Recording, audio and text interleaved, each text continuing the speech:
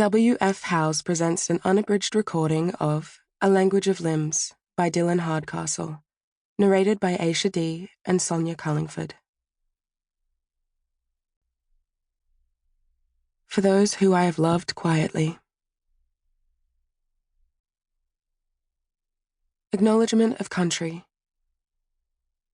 I was born in Camaragal country, and have spent the majority of my life living between Gadigal land, Wongal land, and Bidjigal land. I wrote this novel on the lands of the Bundjalung people, and swam or surfed each day after writing, in waters as clear as daylight. This novel is indebted to those rivers and lakes and sea, and to the Bundjalung people who have cared for those waterways since time immemorial. Because it was in those waters that I dreamt and was playful, that I grieved, cried, and laughed, as I mapped the contours of this novel. At the time of writing this acknowledgement, I am living in Gadigal country.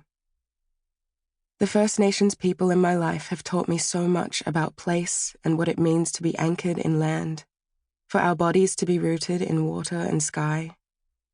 I am indebted to these friends for teaching me how to slow down and form deep and lasting relationships.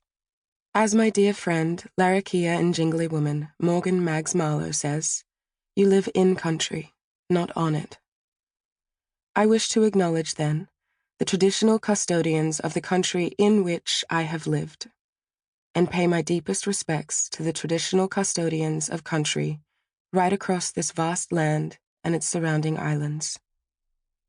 I acknowledge those who have been caring for these lands, waters, and skies since time immemorial, and the custodians of today who continue to care for country and live in enduring connection to culture, despite ongoing processes of brutal and violent colonization.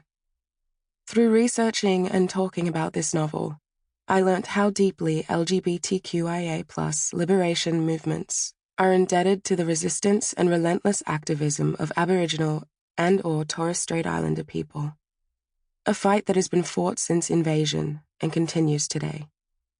I acknowledge, too, that LGBTQIA+ SB people have existed here and loved here since time immemorial.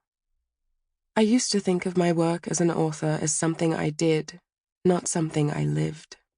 But through many yarns over the years, especially with Thunguddy and Bundjalung man Warren Roberts and our friends at Yarn, I have come to understand storytelling as a way of being in the world, and acknowledge Aboriginal and Torres Strait Islander people as the Sample complete. Ready to continue?